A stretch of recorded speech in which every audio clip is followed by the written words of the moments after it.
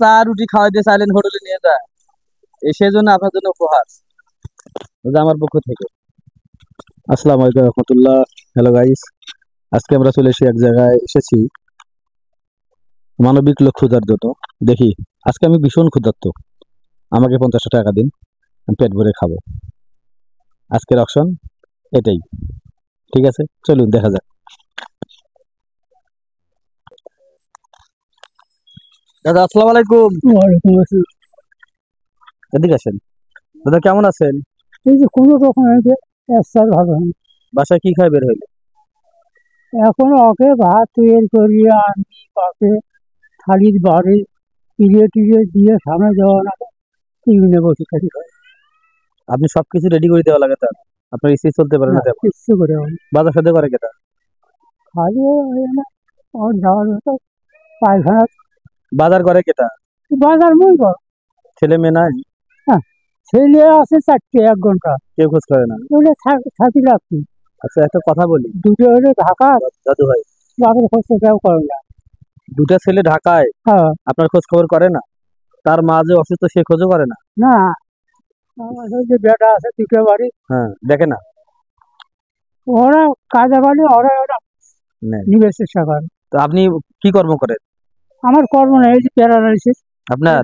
হ্যাঁ, এই মাথা আচ্ছা, একটা কথা বলি, দাদু ভাই মন খারাপ করেন না, কথাটা রাখেন, আল্লাহ আপনার ভালো করবে। আমার তো এই রাস্তার মধ্যে মানিব্যাগটা হারাই গেছে, আমি খুবই ক্ষুধার্ত, মানে আমি যে কিছু খাবো, আমার কাছে এমন কোনো টাকা পয়সা নেই, আমি শরম লজ্জায় কারো কাছে চাইতে পারতেছি না। আর এই কথাটা আমি কাকে বলবো? আমার যদি 10 টাকাও লাগে আমি কাউকে বলতে পারতেছি না। আমি খুব ক্ষুধার্ত, আমার মানিব্যাগটা রাস্তায় হারিয়ে গেছে, আমার খাওয়ার মতো কোনো টাকা পয়সা নেই। বুঝতে পারছেন? আমার আমার কিছু টাকা দেন, আমি খাবো, আমার খুব খিদে লাগছে, আমার কাছে কিচ্ছু নেই, আমি কারো কাছে চাইতে পারতেছি না লজ্জাতে। আমার কাছে আমি আমারও কাছে তো ওই অবস্থা। আপনার কাছে যা আছে আমার আমি এই যে আসি মানে আগে বেড়া ওই বাড়ির কথাই বল। কয় টাকা আছে? নাই আমার কাছে টাকা নেই। এখন টাকা আছে 20টা, না থাকা না বলে পড়া সওদা করে। শোনেন, আল্লাহ আপনার ভালো করবে দাদু ভাই, আমি না খেয়ে আছি, একটা আপনার নাতির বয়সে যদি কেউ না খেয়ে থাকে, যদি খাও আমি একটা খেয়ে যাই। না আমরা আসলে বুঝতেছি বুঝতেছি যে আমরা একটা মানবিকতা খুঁজতেছি। হ্যাঁ, যাই হোক, আপনি আমার চা খাওয়াতে চাইলেন দাদা, না হোটেলে নিয়ে গিয়ে চা খাওয়া চাইছেন?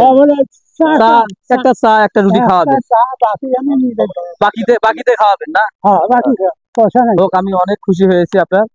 আপনি যে আমাকে খাওয়াতে চাইছেন, আসলে আমি ক্ষুধার্ত নই। তারপর এখানে দাঁড়ান, আপনি যান না আগে।